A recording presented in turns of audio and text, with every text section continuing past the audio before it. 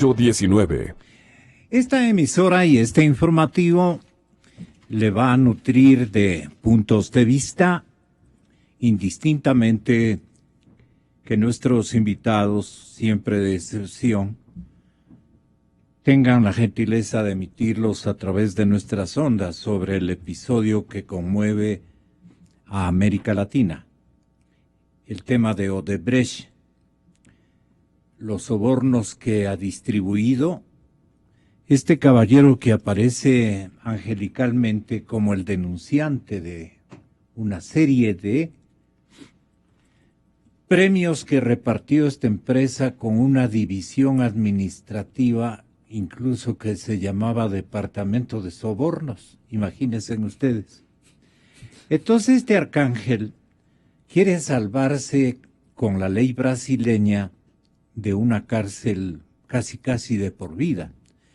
Entonces ahí contemplan, si nos dices la plena, simplemente te perdonamos y te imponemos una multa bastante consistente. Para esta empresa multimillonaria debe ser el camino que Marcelo Odebrecht, el actual dueño y presidente de la compañía, escogió, seleccionó para salvarse. Pero ahora no me culparía, y mucho la ciudadanía, si no apelo también a mis dos invitados aquí presentes, que van a protagonizar un debate conceptual sobre la ley de plusvalía, tema que solicitó y espacio que solicitó en honor a la verdad el señor economista Carlos Marx, exdirector del Servicio de Rentas Internas, porque él quiere y está gustoso de poder esclarecer ¿qué podríamos decir? La procedencia o la procedibilidad de un impuesto o de una tasa impositiva que lo que busca es una especie de equidad en las contribuciones que hacen las empresas, que hacen los ciudadanos con mayor vigor económico según sus argumentos, con mayor poder económico en beneficio de las minorías. Y además tratando de frenar una especie de explotación o de exagerada rentabilidad que raya en lo normal. Entonces, yo me permití invitarle también a usted, señor economista Jaime Carrera, para que puedan ustedes protagonizar un debate, repito, que tendrá seguramente algo de político también. Esto que se ha mencionado en los últimos días, que la idea del señor presidente de la República, número uno, es primero sacarnos del tema de la corrupción, llevarnos a este otro, sacarnos de temas que le están haciendo daño al partido de gobierno y a su presidencia constitucional, y llevarnos a discutir esto que más bien conlleva y nos remite rápidamente, instantáneamente a un escenario de lucha de clases. Dicen, sí, una ley de plusvalía puede evitar ganancias exageradas de círculos que por tener dinero, por ostentar fortunas, potencialmente me lo estoy inventando, porque no es una realidad. Desde el hombre más pobre de la tierra ruralísima del estado, del territorio ecuatoriano, ostenta y mantiene en alguna notaría un título de propiedad de un pequeño lote de terreno. La mayor parte heredado de sus abuelos, luego sus padres y luego ellos, y que legarán posiblemente y con seguridad a los hijos de los actuales dueños. Esa es una tradición en el Ecuador, salvo excepciones, como la mía. Yo no heredé nunca una tierrita. Sí los primos, sí algunos familiares, pero son circunstancias de la vida. No estoy culpando a nadie. Entonces, este tema envuelve, y por eso hasta me honro y me distingo en compararme, envuelve a una gran cantidad de ecuatorianos. Y esta ley, o este proyecto de ley tributario, se presta a un sinnúmero de evaluaciones que cada hogar, cada familia, cada empresa, cada ciudadano ecuatoriano, cada jefe de familia, cada propietario de un bien inmueble o de propietario de un terreno, tiene este momento y naturalmente goza de una conexión e interés por conocer realmente de qué se trata esta ley.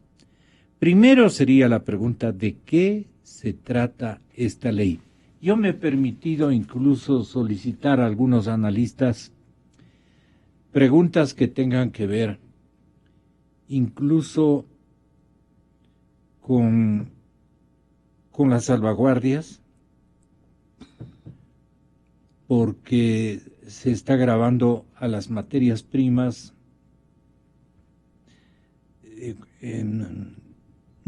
preguntan ellos cuánto es lo que se viene recolectando en estos últimos 9 años de impuestos a las empresas y a la gente, a dónde va ese dinero recolectado. En realidad se trata de una temporalidad tributaria muy grosera con el bolsillo del público, de los contribuyentes. ¿A qué obedece últimamente la caída de impuestos? Que también me parece que es una pregunta muy procedente. Hay otras preguntas dirigidas que yo no voy a formular porque están extremadamente dirigidas, incluso al candidato oficialista a la presidencia de la República, si ha pagado o no los impuestos y cosas así. No estamos para eso, porque eso ya tendría un doble interés. El tema de los paraísos fiscales. El SRI ha sido utilizado como un persecutor político a los opositores. De eso dicen que hay ejemplos y lo mencionan al presidente ciudadano de la Comisión de Igual Matiz y Procedencia, la Comisión Ciudadana de Lucha contra la Corrupción, el economista Rodríguez, que también se ha ejercitado ese tipo de prácticas en contra del diario La Hora, en fin. Estas las dejo enunciadas, pero hay preguntas mucho más de peso, como esta que me permito formularle, con su permiso, Carlos, a Jaime. ¿Qué es lo que busca políticamente, económicamente, tributariamente y por equiparar las condiciones de contribución entre ricos y pobres en favor, en esa dimensión de ser un hombre rico y un hombre pobre, en esa dimensión, ¿qué busca este proyecto? Equiparar un poco y igualar, digamos, las contribuciones de los ecuatorianos en favor del Estado para causas obviamente más justas, más equitativas. Le quiero preguntar eso, me parece que es una premisa de la cual pueden ustedes partir a un debate más bien de carácter técnico. Pero la parte política es también interesante, es importante. ¿Qué ha buscado el señor presidente con esto que lo ven ustedes un castigo generalizado y una lucha de clases que se inscribe en una suerte de perseverante misión que ha tenido ideológicamente el gobierno de ponernos a pelear entre ricos y pobres, dejándonos a los que no somos ni tan pobres, ni somos tan ricos, en una situación más bien equidistante de ambas corrientes, o de ambas realidades. Veamos qué nos dice Carlos Marx Carrasco. Tenga la bondad, Jaime. Buenos días. Gracias a la invitación, Gonzalo. Buenos días a Carlos. Bueno, en primer lugar, este proyecto se presenta en un momento político importante, ¿no? Preelectoral. Y evidentemente hay quienes piensan que este proyecto tiene intenciones electorales, ¿no? También se ha dicho desde esferas gubernamentales que este proyecto persigue, en cierto modo, algún tipo de equidad y que tendería a favorecer a los sectores más desprotegidos, permitiéndoles el acceso a alguna vivienda en el futuro y una suerte de redistribución de potenciales ganancias de unos hacia otros. Hay quienes piensan de otra manera y que creen o creemos que este es un proyecto que va a desalentar la inversión, que va a destruir los sueños de los más pobres en su constante lucha por mejorar, por alcanzar el bienestar, que es un proyecto que va a agudizar la pérdida de puestos de trabajo, que va a profundizar los costos de la reconstrucción económica del país en el futuro, que ya en este momento es onerosa, que incluso a los mismos GATS que se piensa favorecer, no los va a favorecer, porque si se desalienta la inversión en el sector inmobiliario, si la economía crece menos y hay menos tributos para el Estado y los gobiernos seccionales reciben parte de esos tributos, los gobiernos seccionales van a recibir menos recursos, ¿no? Que este proyecto va a deteriorar un entorno macroeconómico ya debilitado y deteriorado. ¿Por qué va a deteriorar? Va a deteriorar porque atenta contra un ambiente adecuado de la inversión.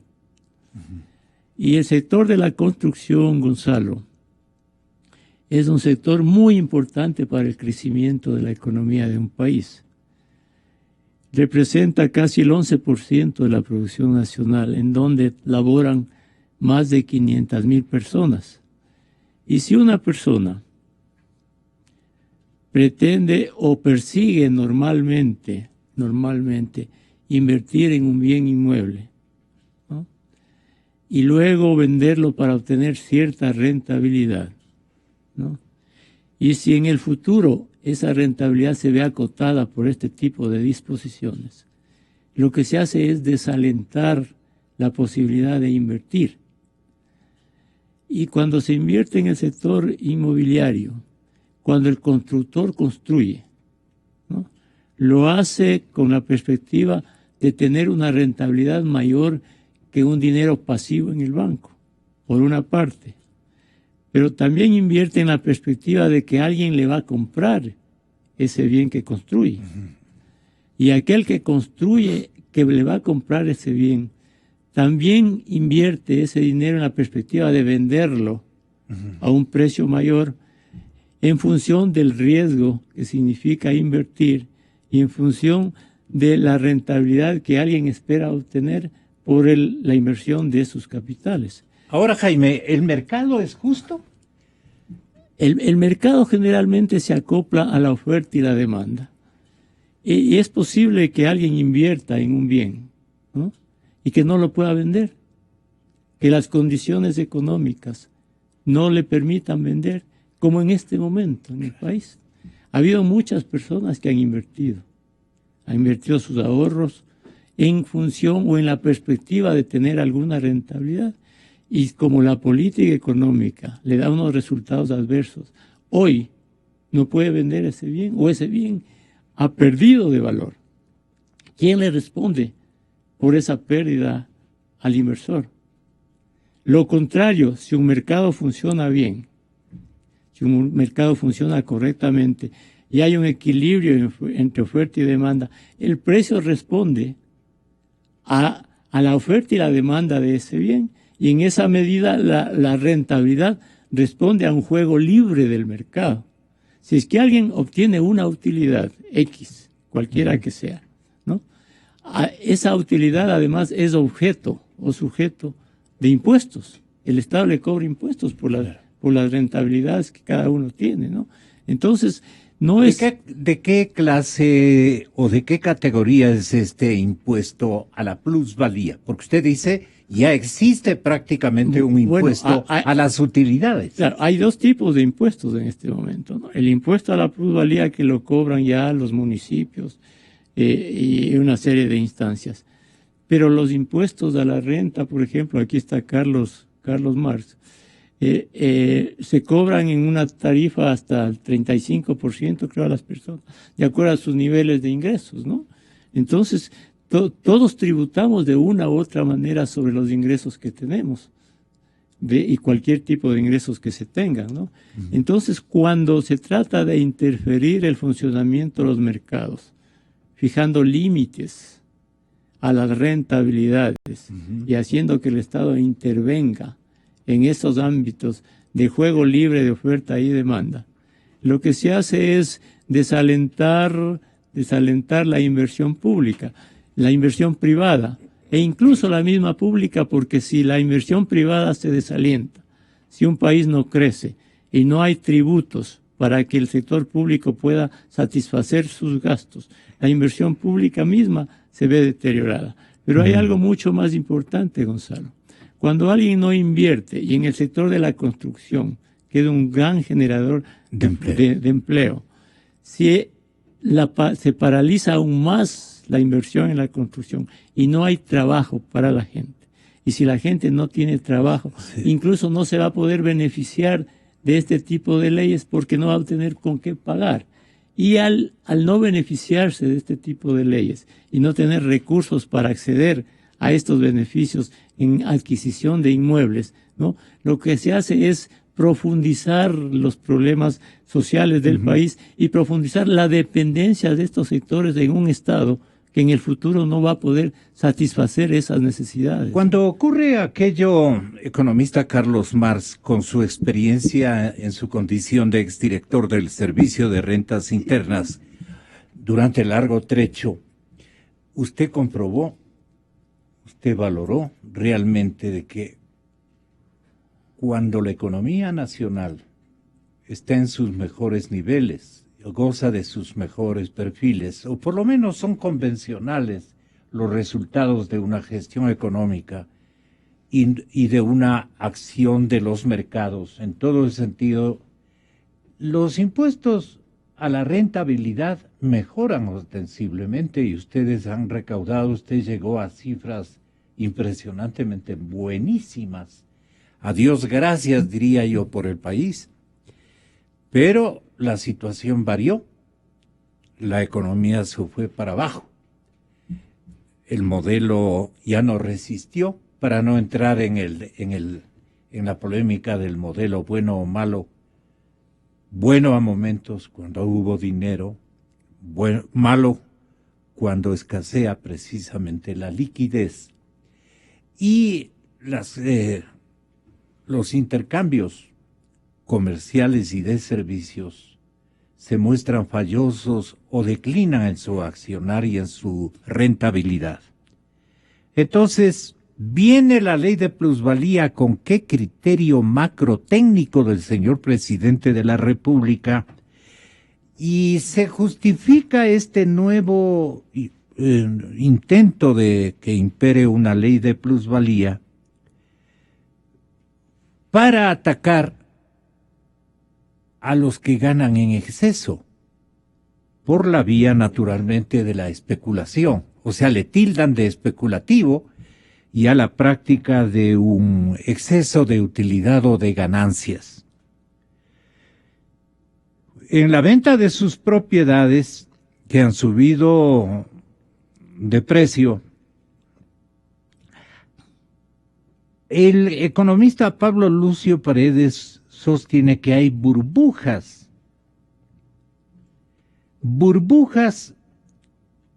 que se producen por obra de qué acciones de contraparte estatal o de contraparte privada.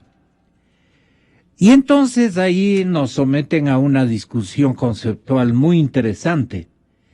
Y creo que ustedes son los mejor convocados para que relieven la importancia de los mercados en relación con las ventajas que la situación económica de una sociedad o de un país así lo determina. Usted tiene la palabra. ¿Por qué cree con esta pregunta o esta premisa, si usted fuera tan amable de explicarla, con qué criterio el señor presidente nuevamente trae este tributo a buscar que se ponga en vigencia en nuestro país? Buenos días, muchísimas gracias por haber aceptado un pedido de comparecer ante la ciudadanía en este importante medio de comunicación. Jaime, buenos días.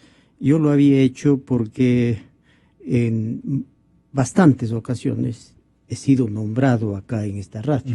No había creído procedente pedir una réplica, pero digo, bueno, ya sea por el ejercicio de la dirección de rentas, por el ejercicio en el Ministerio del Trabajo o por la presidencia de la Comisión de Ética. Hizo apego al modelo gubernamental también. Pero, por supuesto, claro. Yo digo, Gonzalito, si yo me hubiese pasado a la oposición, seguro que me habría llamado. Sí. Pero como yo mantengo mis principios... No, hemos llamado algunas veces, pero usted no ha estado en condiciones... No he sido llamado. Ni de ser ubicado. Es otra cosa. Sí. Hoy le dejo el teléfono, pero es fácil ubicarme. Muchas gracias. Es fácil. Bueno, pero le agradezco por haber aceptado ese pedido. Quisiera, antes de olvidarme, desear una feliz Navidad a todos los ecuatorianos, desearles asimismo que el próximo año sea para todos los ecuatorianos, sea un año de paz, de realizaciones, de éxito, comenzando por el éxito macroeconómico y, por supuesto, la paz y bienestar en cada uno de los hogares ecuatorianos. Se plantea que esta es una suerte de cortina de humo para que no se hable de la corrupción. Y ocurre que todos los días, en todos los medios de comunicación, se habla de la corrupción. Y me parece que está muy bien. Yo mismo, créase, tengo profundo malestar. No puedo aguantar cuando sé de estos actos de corrupción. Y expreso mi rechazo enérgico a esa red de corrupción que ha estado enquistada en Petroecuador.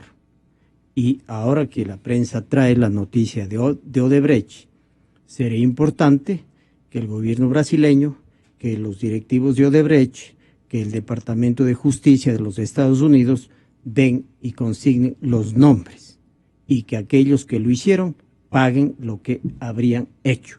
Porque decir, bueno, son 12 países en los que Odebrecht habría coimado y uno de ellos sería Ecuador, es muy general, muy general. Sería importante que digan santo y seña.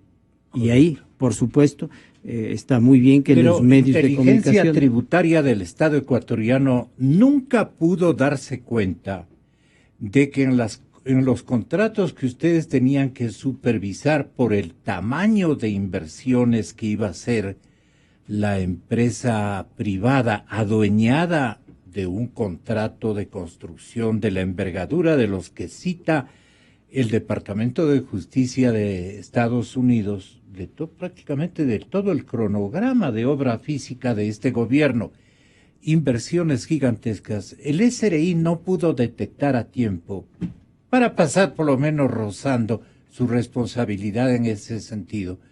Usted que fue tan dilatadamente el jefe, el director de tributación ecuatoriana, usted tenía la misión también de investigar que todo esté conducido en términos contractuales en tamaño de precios y todo lo demás, porque usted iba a ser beneficiario de los correspondientes impuestos de rentabilidad de estas empresas. Entiendo su punto y su pregunta claramente. El SRI no es una institución fiscalizadora en ese ámbito. Ese ámbito es competencia de la Contraloría y otras instituciones, pero al SRI no le corresponde decir, oiga, aquí está pagando de más, hay un sobreprecio, etcétera, etcétera. Ese no es nuestro ámbito. Y si es que alguna institución ha combatido, pero así con alma, vida y corazón, a los paraísos fiscales y por lo tanto buena parte de la corrupción, es precisamente el Servicio de Rentas Internas. Sí. Fue una lucha tenaz. Toda la legislación. ¿Cuántos años se dio cuenta que habían estos paraísos? El SRI, digo. Bueno, el SRI, una de las primeras resoluciones que me correspondió dictar fue el listado de paraísos fiscales. La ley exigía, pero el SRI anteriormente no cumplía con esa responsabilidad.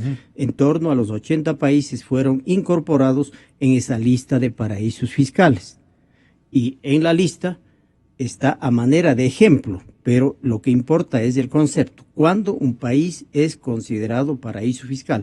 Yo escucho por ahí, dice, pero en Estados Unidos también. Claro, hay como 5 estados de la Unión que tienen regímenes de tributación especial, tienen unas sociedades especiales que son las LLCs, que son de responsabilidad limitada y que ahí depositan dinero y no le preguntan de dónde es ni para qué es. Bueno, entonces, como entiendo que buena parte de las coimas se mueven a través precisamente de depósitos en los paraísos fiscales, ya vimos lo que está ocurriendo a través de los Panama Papers y acceso a esa información precisamente no tenemos porque un paraíso fiscal se caracteriza fundamentalmente, yo diría, por 2 o 3 características. La primera, el velo societario.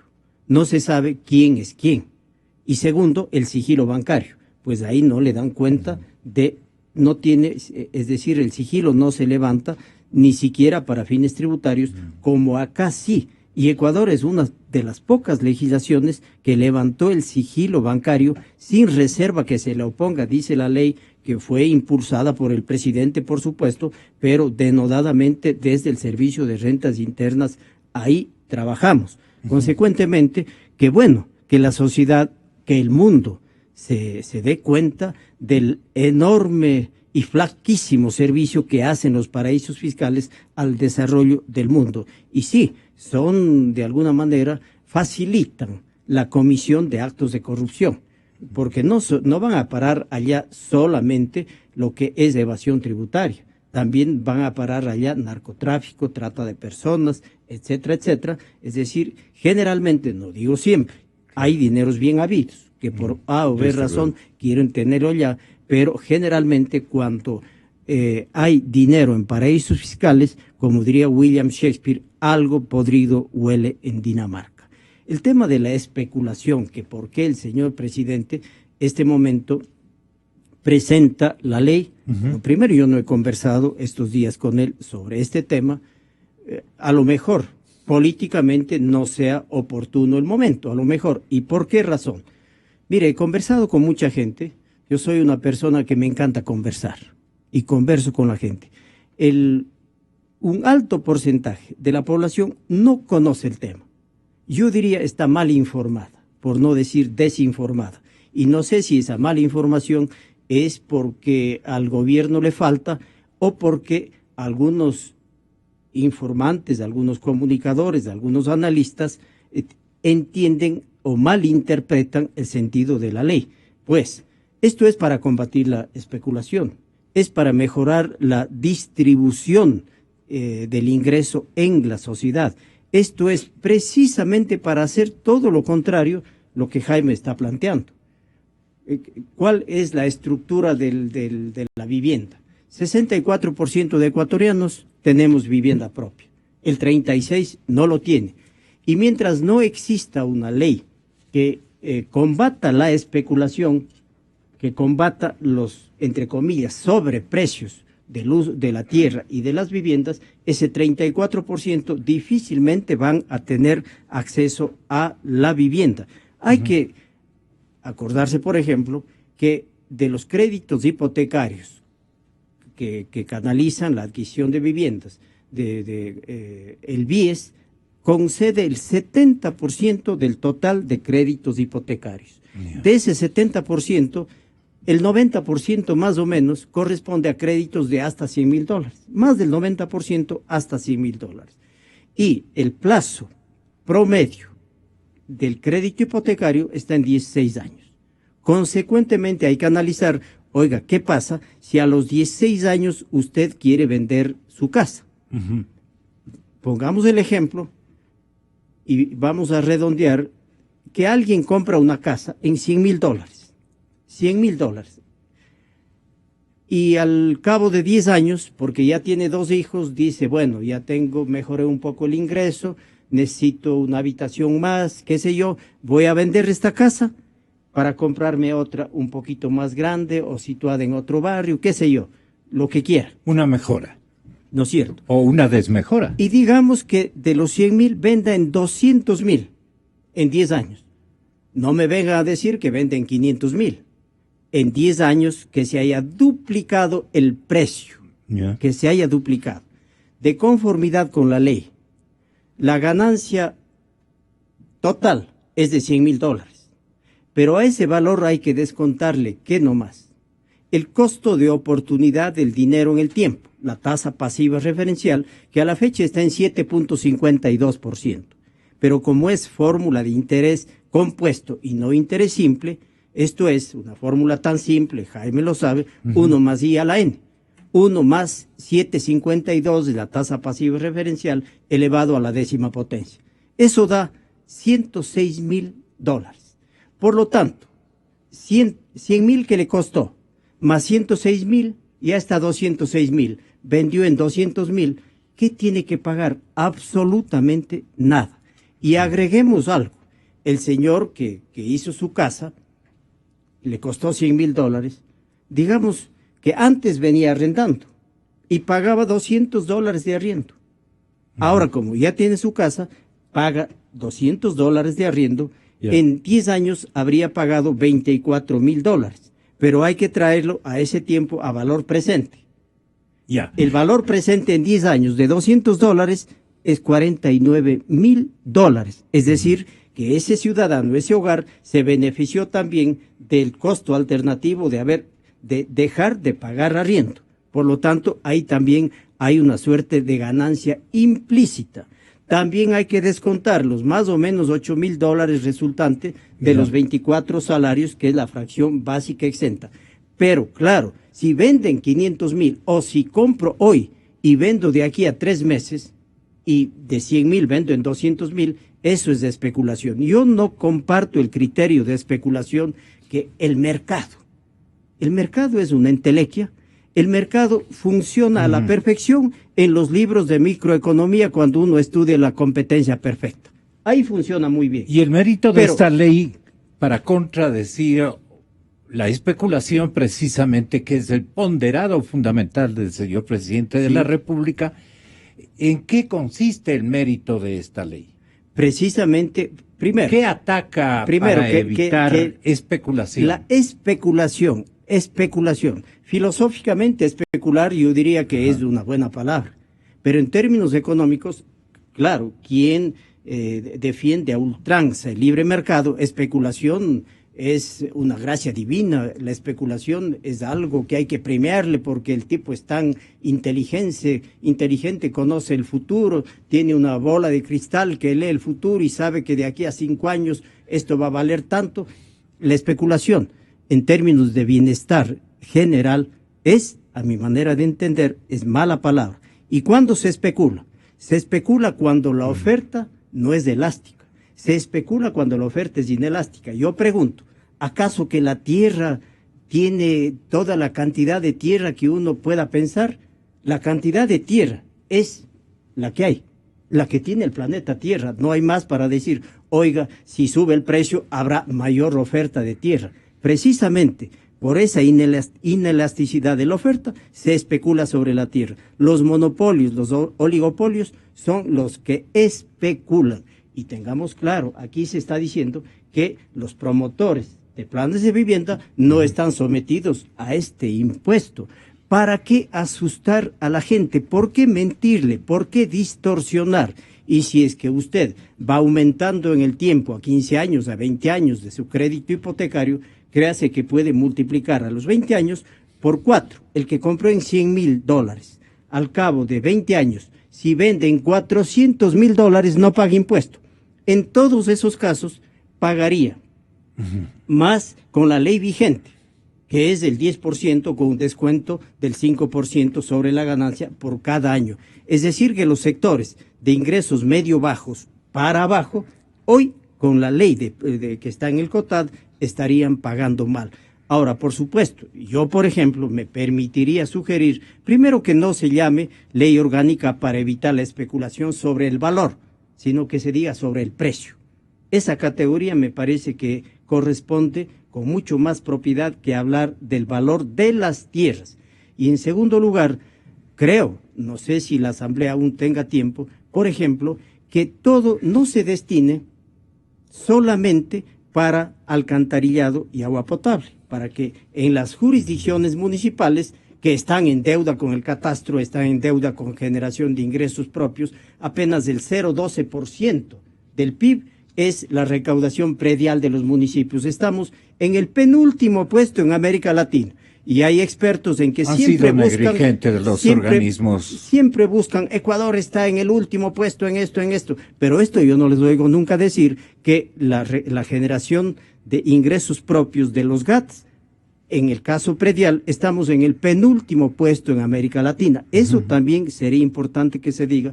Yo le escuché al alcalde de Cuenca, por ejemplo. Pero ya el turno. Solamente termino con esto. Al alcalde de Cuenca decía, Cuenca tiene el 99% de cobertura de alcantarillado y agua potable. Y a mí me digan que esto voy a destinar todo agua potable y alcantarillado, pues si tengo ya cubierto todo. Me gustaría más bien que se diga que todos esos recursos vayan a un plan de vivienda social, a un plan de vivienda social, todo para que se construyan casas decentes para los más pobres. Y finalmente, yo creo que esta ley va a ayudar enormemente para que se sinceren, porque si el que compra en 100,000 una casa, le venden 100,000, compren 100,000, eso debe constar en la escritura. Y no como generalmente pasa, compren 100,000 y la escritura le ponen en 20 o 40,000. Ese efecto inmediatamente se va a seguir y ahí cuando menos los impuestos, alcabalas y más que corresponde a esa transacción se van a sincerar, porque ahora, mirando a futuro, la gente va a decir, oye, si te compro en 100, tú quieres hacer la escritura por 40, cuando yo venda en 150 voy a tener que pagar impuesto sobre toda esa diferencia que no es real. Y finalmente, solo a partir de la segunda venta, de la segunda operación, a partir de la vigencia de la ley, funciona. Tenga la bondad, desde el Observatorio Fiscal, Jaime Carrera, estamos en debate sobre la ley de plusvalía. ¿Qué le parece lo manifestado respecto de las bondades de esta ley? La parte política, para comenzar. Usted seguramente tiene otra impresión de la oportunidad número 3 que ha escogido en instancia número 3 el señor presidente para introducir argumentalmente esta nueva ley. Primero, permítame aclarar, Gonzalo, el Observatorio Fiscal no se ha pronunciado sobre este tema. Lo que yo digo aquí es a título personal. Hay varios aspectos que es importante tenerlos claros en el país. Carlos ha dicho que el mercado no funciona y que es el Estado el que funciona. Pero, Carlos, llevamos 10 años de un modelo estatista y hoy el país está destruido económicamente. Las cuentas públicas destruidas, no hay inversión, el riesgo país es elevado, las perspectivas de futuro son muy, muy complicadas. Recomponer esto va a costar mucho a la sociedad. Entonces, el modelo estatista, Carlos, no funciona y más bien genera distorsiones que son muy costosas, en extremo costosas para toda la sociedad y más para los pobres a los que se pretende servir con un modelo estatista como el que se ha implementado en el Ecuador. Aquí se ha dicho que esto va a beneficiar a los pobres y que incluso esa primera, a los promotores inmobiliarios en la primera venta no les afecta.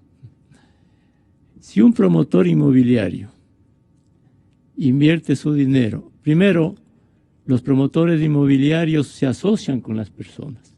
Usted conoce y la sociedad conoce que una persona va pagando mes a mes una cuota por un departamento X, ¿no? Como inversión durante 2, 3 años hasta que se acabe el proyecto inmobiliario, ¿no? Si hace ese riesgo, ese esfuerzo para construir un bloque de departamentos, un bloque de casas, ¿no? Cuando esté terminado ese bloque, ¿sí?, tiene que haber las condiciones para que esas viviendas sean demandadas por alguien. Y todo ese esfuerzo de invertir tiene que tener un retorno compatible con ese esfuerzo. Cuando un promotor inmobiliario emprende un programa inmobiliario, ¿a quién beneficia? Compra varillas, compra bloques, compra cemento, compra carretillas, compra puertas, compra ventanas, compra pintura, compra muebles, compra vidrios, compra un efecto multiplicador impresionante.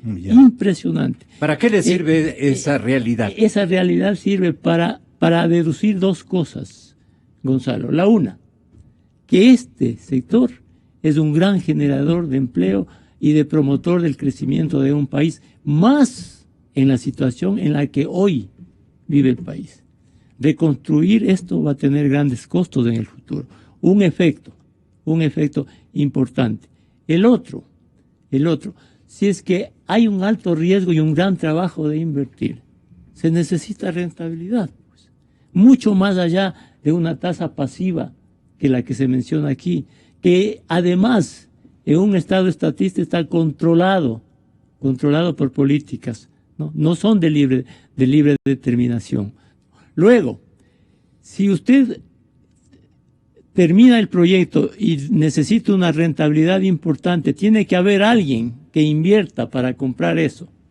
Alguien tiene que invertir para comprar eso, ¿sí? Y ese inversor a su vez impulsa todas las inversiones en el sector inmobiliario. Si es que esa persona que está dispuesta a invertir mira que le van a quitar parte de esa rentabilidad, no invierte. Y se paraliza toda la construcción y todo el crecimiento de la economía del país. Y no se genera trabajo.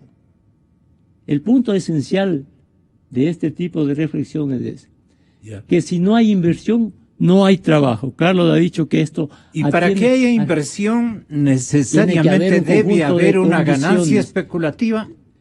Es que no hay ganancia especulativa, Gonzalo. Cuando alguien invierte en un mercado, obtiene las ganancias que puede obtener. Pero es la tesis del señor presidente Correa. Es que este tipo de proyectos tiene su sesgo ideológico profundo y obedece a un modelo de Estado. Esa es la realidad.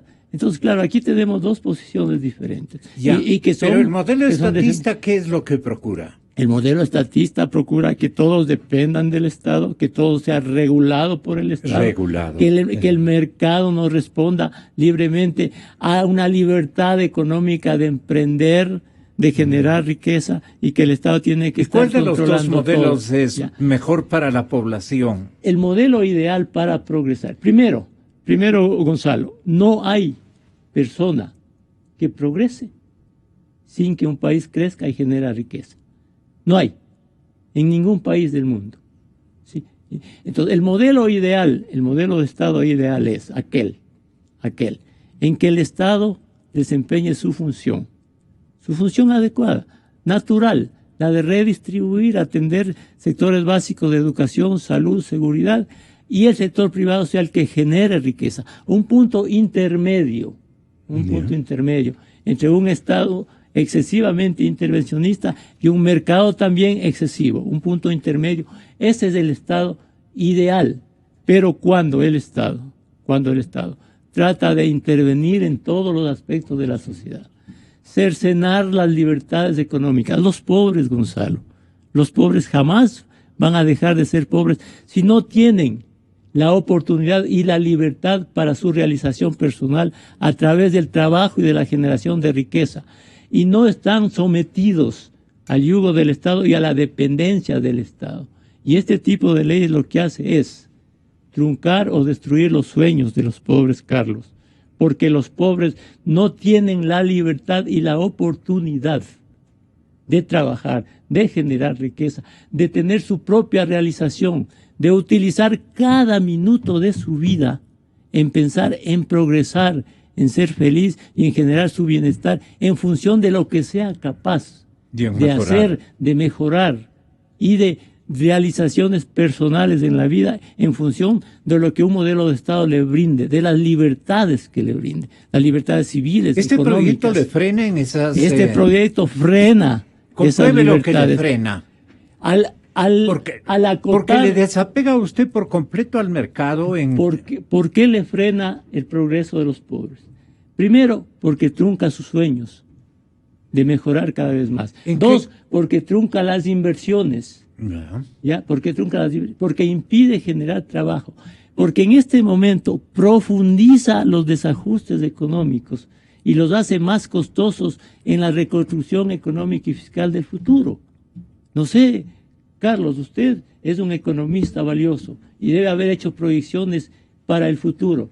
En este momento el Ecuador ha retrocedido a niveles del año 2012. Si el Ecuador en 2021 llegase a crecer al 4%, recuperaría el ingreso del 2014, recién en 2014. Y con este tipo de proyectos, esas perspectivas se vuelven más onerosas para los pobres a los que se quiere servir. Perdone, Jaime, una interrogante. En el mercado o con la intervención del mercado, alguien vende especulativamente, pongámosle en ese escenario, en esa posibilidad. Gana mucho.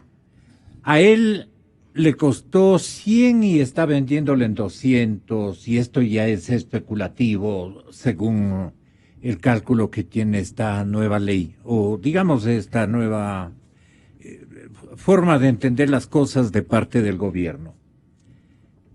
Cuando él quiere recomprar otra cosa mejor, se encuentra con otra realidad que le impide incluso tener algo similar a lo que tenía en otro escenario o en otra ubicación de su casa. Es obvio, porque él está buscando mejorar y quiere ir a un barrio de otras características, a un sector mucho más importante, qué sé yo, con estatus para que sus hijos puedan sentirse mejor en todo sentido. Perdone que hable así para que me entienda el público. Es que es el deseo de progreso de la gente. Exactamente. El tema de la recompra queda automáticamente castigado por obra del mercado. Pero es que si usted oferta algo en el mercado y puede pedir cualquier precio, si no hay quien le compre, no puede vender, Gonzalo. Ese es el juego del mercado. Y si es que alguien obtiene una utilidad, ¿por qué siempre se utiliza el término especulativo? Tal vez en la tierra, pero no en el sector inmobiliario. Si alguien tiene utilidad, una utilidad X, tiene que tributar esa ganancia también como ganancia personal.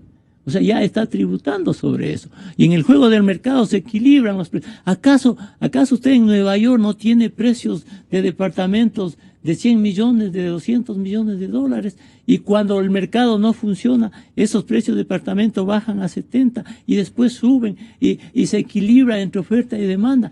Esa es la libertad de crear y no crear, de ganar y de perder. Y además este tipo de proyectos tiene un efecto de asociación en el resto de inversiones y de percepción de la inversión. Mire usted el efecto multiplicador de la construcción. No solo en la construcción, en el comercio. Porque alguien compra y vende en el comercio con esto. En los servicios, las inmobiliarias, ¿no es cierto? Cuando la construcción se paraliza, quiebran las inmobiliarias. Es decir, tiene un efecto multiplicador en toda la economía y en la percepción de la inversión en su conjunto. Este rato en el Ecuador, Gonzalo, la inversión interna y externa está paralizada. Y con este tipo de proyectos se agudiza esa paralización y esas perspectivas, ¿no? El tema es que se me terminó el tiempo y les ofrezco para el día de mañana la cantidad de tiempo que ustedes quieran. Gonzalito, si me permite un par de minutos nada más, mañana estaré en Cuenca. Muchas gracias por la invitación, pero quisiera... No puede No, concurrir. Mañana, hoy en la ¿Y por tarde qué voy a no Cuenca. Pero pactamos? sí, porque... Le voy a dar, desde luego, Sí. economista, con toda la apertura que siempre porque hemos toda tenido la próxima para usted. semana no voy a estar en Quito. Ajá. La subsiguiente, con todo gusto, Bueno, el día que usted desee. Tenga la bondad. Ya, y gracias por la invitación. Yo creo que hay un error conceptual de fondo entre lo que es economía de mercado y lo que es el estatismo. Hasta los más conspicuos neoliberales reconocen la facultad regulatoria que tiene el Estado. Estatismo en la vivienda sería que el Estado sea el que construya y venda las viviendas. Ese sería estatismo. Aquí le regula, le dice, oiga, controle un poquito sus hormonas especulativas. Eso le está diciendo. Y eso es regulación y no es estatismo. Dicho así, las cosas asustan a la gente. Yo demando un poquito más de serenidad, de objetividad, que se digan, por más que a uno le perjudique, pero que se diga la verdad, que se diga la verdad. Poner el ejemplo del departamento de la Quinta Avenida en Nueva York de $100 millones y no sé cuánto, yo creo que definitivamente no ha lugar. Yo no he dicho que el mercado definitivamente no sirve, no funciona, no he dicho eso. Que el mercado de competencia perfecta solo existe en los libros de texto de microeconomía cuando uno estudia la economía neoclásica. Solo ahí existe. En realidad no existe. ¿Cómo vamos a hablar que el mercado de tierra sea un mercado de libre competencia? Ese me parece realmente una barbaridad, sinceramente una barbaridad. ¿Por qué no ocurre aquello? Porque tengo una oferta inelástica, rígida de tierra. La tierra es la tierra y no hay más que eso, no hay más que eso. Más bien, para tierra agrícola, para bosques, más bien se va perdiendo. Si usted analizamos ahí, se va perdiendo porque por el calentamiento global y otros efectos, en fin, no hay el momento ahora para analizarlo y decir que, bueno, volvemos al año 2012 y que recién estaremos recuperando en el 2021. Gravísimo habría sido que volvamos a lo que era el 2006, 2005, 2004, 2003. Eso sería gravísimo. O que volvamos al 99 para el salvataje bancario. Eso sería gravísimo. Es verdad. Y hay que reconocer lo que ha ocurrido durante estos 2 años, 3 meses, con la caída del precio del petróleo, con la apreciación del dólar, con los fenómenos naturales, con el comportamiento de muchas economías, los BRICS. Hay que decirle al pueblo la verdad, no hay que decir la mitad de la película, sino todo, para que la gente tenga la opción, con información, tomar sus propias decisiones. Jaime y lo Carrera. peor que se puede hacer es asustar a la gente. Los peores enemigos de la inversión extranjera y de la inversión nacional son los agoreros del desastre. Esos son los peores enemigos. Y aquí a Ecuador hay muchos que le pintan como el infierno tributario. Aquellos que adoran los paraísos fiscales creen que Ecuador es un infierno tributario. Pero los alarmistas con la especulación han sido más bien ustedes. Claro. Gonzalo, yo no he hablado de que la tierra está sujeta a este tipo de mercado. He hablado del sector inmobiliario. Y por otro lado, aquí se cree que desde el punto de vista ideológico se tiene la verdad, y esa ha sido la constante en estos años, ¿no? Siempre se tiene la verdad. Y la verdad, Carlos, la verdad la está viviendo este rato el Ecuador. Un país que tiene desempleo, que no tiene perspectivas, un país que no estamos asustando, Carlos.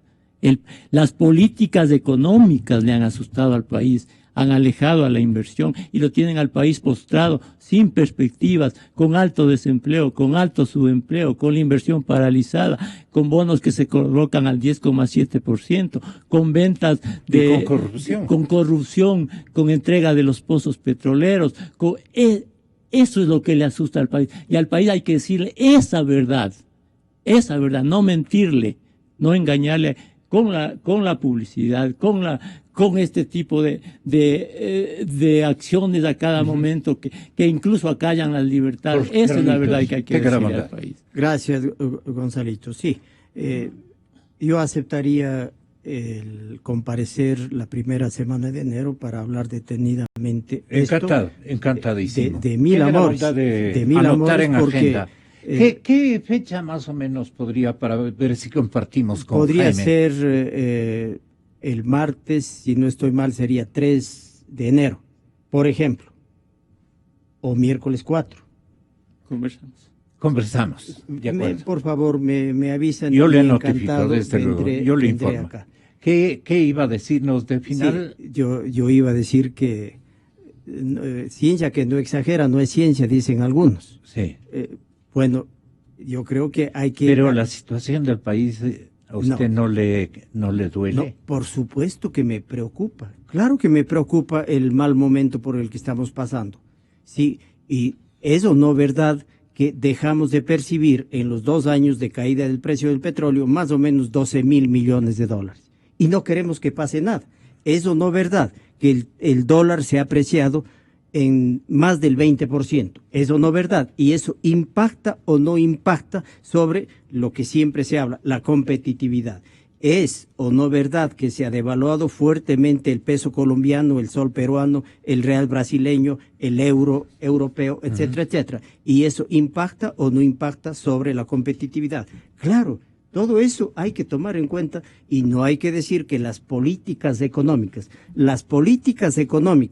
del cuarto de siglo anterior a este gobierno, si quieren, el cuarto de siglo neoliberal, esas políticas de verdad son las que le arruinaron al país. Esas políticas, el desempleo de hoy es superior a la tasa de desempleo no es superior, es inferior a la tasa de desempleo de diciembre de 2006, porque ese dato hay que tomar. Si no me falla la memoria, 6.3 era la tasa de desocupación en diciembre de 2006. En septiembre de este año, la tasa de desempleo fue del 5.2, si no me falla la memoria. Por lo tanto, el desempleo es menor. La renta per cápita... si no hay empleo para nadie. La renta per cápita, el salario real, etcétera, etcétera, han subido. Pero estamos atravesando por un mal momento que ventajosamente a partir del segundo trimestre de este año... de este modelo? Desenlace de... Claro. No. La no desocupación como elemento de desenlace de un modelo que no resultó. No. Se les agotó. Faltó dinero. Ustedes, cuando éramos ricachos, funcionó el modelo. Cuando hay que luchar contra realidades internacionales y nacionales o internas, ahí se ve al modelo. Bueno, este modelo es un fracaso. Bueno, eso, respeto su criterio, no comparto en absoluto, y está bien que desde el periodismo se haga política, está muy bien. Yo no critico, no cuestiono. Estoy de candidato. No, me han propuesto. Es que no hay que ser candidato.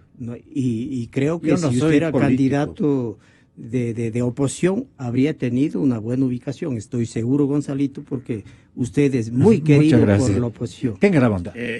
Habría que decirle a la sociedad que nos escuche este rato, si eso no es verdad, que en estos años ha habido el boom de ingresos petroleros más alto de las últimas décadas, que el gasto público se ha duplicado, Carlos, en estos años, se ha duplicado, Carlos. Eso no es verdad, que en estos 11 meses del año el país ha conseguido financiamiento por alrededor de 13.000 millones de dólares para tratar de sostener este gasto insostenible, que la deuda pública se ha duplicado en estos años, que el servicio de la deuda ha crecido de una manera desproporcionada. Bueno, hay muchas verdades, Gonzalo, que no necesitan decirse, porque la sociedad las siente, las vive, y las vive a través del deterioro de sus condiciones y niveles de vida. Gracias, Jaime. Y gracias a Carlos también. Hasta una próxima oportunidad. Ahora vienen Jorge Rodríguez, Mauro Terán, Marcelo Merlo y por línea telefónica Abdalá Bucarán, y ojalá alcancemos a entrevistar también a Lucio Gutiérrez. Señoras y señores, ¿cuál es el tema? ¿Cuál es el tema? ¿Cómo paramos el flagelo de la corrupción?